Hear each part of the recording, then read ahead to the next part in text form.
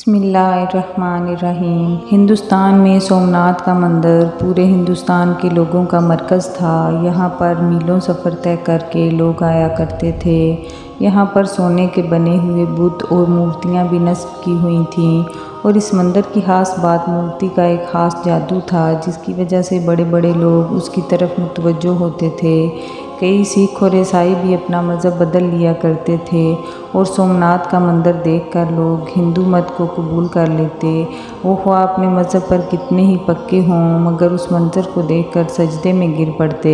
اس کے اندر اتنا بڑا کرشمہ اور ایسا غیر فطری نشان تھا کہ انسان حیران رہ جاتا۔ اس میں ایک ایسا بڑا بت تھا جو بغیر کسی سہارے کے ہوا میں معلق تھا۔ وہ نہ چھت کے ساتھ لگا ہوا تھا اور نہ زمین پر پڑا ہوا تھا، ایک عجیب و غریب کیفیت کے ساتھ ہوا میں لٹکا رہتا تھا۔ لوگ جب وہاں پر آتے تو اس کو دیکھ کر حیرت زدہ ہو جاتے۔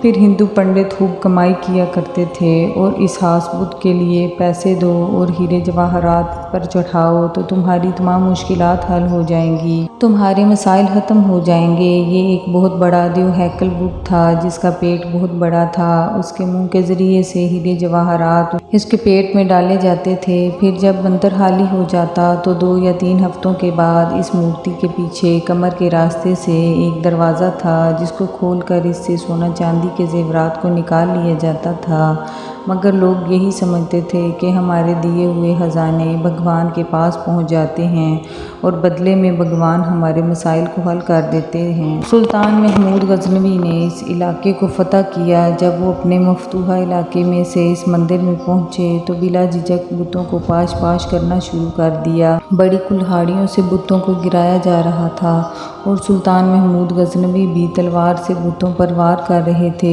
ابھی آدھا مندر ہی بتوں سے پاک ہوا تھا کہ بقایا کو دوسرے دن پر چھوڑ دیا گیا۔ دوسرے دن تمام ہندوستان کے بڑے بڑے پجاری اور پنڈت مل کر سلطان محمود غزنوی کے پاس حاضر ہوئے، اور بڑے اتحاد کے ساتھ، بڑی لجاجت کے ساتھ اور درخواست پیش کرتے ہوئے کہا کہ اس علاقے پر آپ ہی قبضہ رکھیں، مگر ہمارے اس بت کو مت توڑیے۔ اس کے بدلے میں ہم آپ کو پورے ہندوستان کی دولت دینے پر آمادہ ہیں۔ سلطان محمود غزنوی کا ایک وزیر آپ کے قریب آیا اور کہنے لگا کہ یہ پیشکش بہت بڑی ہے، کیونکہ ہم نے بہت سارے بتوں کو توڑ دیا ہے، صرف ایک بت کو چھوڑ دینے میں کوئی حرج نہیں۔ آپ اس پر ضرور غور کیجیے، کیونکہ جو مال و دولت آپ کو ملے گا اس سے ہمارے دین اسلام کی حکومت بہت آسانی سے مستحکم ہو جائے گی۔ سلطان محمود غزنوی نے ان ہندو پنڈتوں کو کوئی جواب نہ دیا۔ دوسرے دن اپنے ساتھ ماہر طبیعیات، ماہر سائنسدان البیرونی کو لے کر مندر میں پہنچے، کیونکہ آپ اس معمہ کو حل کرنا چاہتے تھے۔ جب آپ وہاں تشریف لے گئے تو بت کو چاروں طرف سے گھوم کر دیکھا۔ کوئی پتلی چیز یا کوئی بھاری چیز یا کوئی معمولی سا سہارا بھی نظر نہ آیا جس پر بت کو ٹھہرایا گیا ہو، یا جس کے ذریعے سے بت کو ہوا میں لٹکایا گیا ہو۔ سلطان بہت حیران ہوئے۔ البیرونی کا ذمہ لگایا کہ آپ اس کا معائنہ کریں اور اس کی وجہ ڈھونڈیں کہ اس بت کو ہوا میں کس طرح ٹھہرایا گیا ہے۔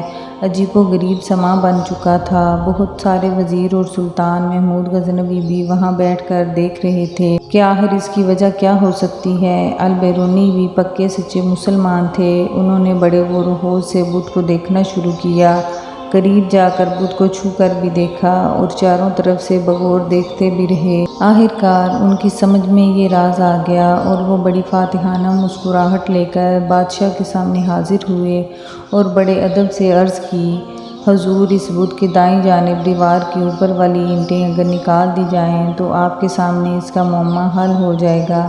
سلطان، جو کافی دیر سے تحقیق ہوتے ہوئے دیکھ رہے تھے، گہری سوچ میں پڑ گئے اور اپنے ایک وزیر کو حکم دیا کہ جن اینٹوں کی طرف البیرونی نے اشارہ کیا ہے وہ فوراً نکال دی جائیں۔ جیسے ہی اینٹیں نکلی تو بت کا راز فاش ہو گیا، کیونکہ دائیں طرف والی دیوار سے اینٹیں نکالی گئیں تو بت دائیں جانب سے زمین کی طرف جھک گیا۔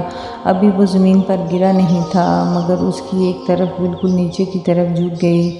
یہ چیز پہلے سے بھی زیادہ حیران کن تھی، کہ اینٹوں کا بت سے کیا تعلق ہے۔ سلطان نے البیرونی کو بلا کر پوچھا کہ اس پہیلی سے ذرا پردہ اٹھائیے اور ہمیں بتائیے کہ آپ کی تحقیق کی گہرائی تک کیسے پہنچے۔ البیرونی نے بتایا کہ حضور، در حقیقت یہ سارا بت بہت اعلیٰ قسم کے لوہے کا بنا ہوا ہے۔ یہ ایک ایسا بت ہے جو مقناطیس کی طرف خوب کھنچتا ہے۔ پھر اس کے وزن کے عین مطابق مقناطیسوں کو دیوار کی اینٹوں کے اندر خوب بھر دیا گیا ہے، یعنی اینٹوں کے اندر مٹی کی بجائے مقناطیس رکھ دیا گیا ہے۔ مقناطیس بھی اتنے اعلیٰ قسم کے ہیں کہ یہ پوری طرح اس مورتی کو اپنی طرف کھینچتے ہیں اور اتنی زور سے کھینچتے ہیں کہ یہ اپنی جگہ سے حرکت بھی نہیں کرتی، بلکہ انہوں نے بتلایا کہ اس مندر کے اندر ہوا کی آمد و رفت بھی اس طریقے سے ترتیب دی گئی ہے کہ وہ بت کو اوپر کی طرف اٹھائے رکھتی ہے۔ اس تحقیق سے معلوم ہو گیا کہ وہ کون سی تکنیک تھی جس کے ذریعے جادو دکھا کر ہندوستان کے ہزاروں لوگوں کو گمراہ کیا گیا اور ان کو باطل کی گہرائیوں میں ڈال دیا گیا۔ سلطان محمود غزنوی نے اس بت کو توڑ دینے کا حکم دیا اور بڑے بڑے طاقتور سپاہیوں کا ذمہ لگایا کہ وہ اپنی پوری قوت کے ساتھ اس بت کو ٹکڑے ٹکڑے کر دیں، حتیٰ کہ اس کا نام و نشان بھی ختم ہو جائے۔ اللہ تعالی ہم سب کو نیک اعمال کرنے کی توفیق عطا فرمائے، آمین۔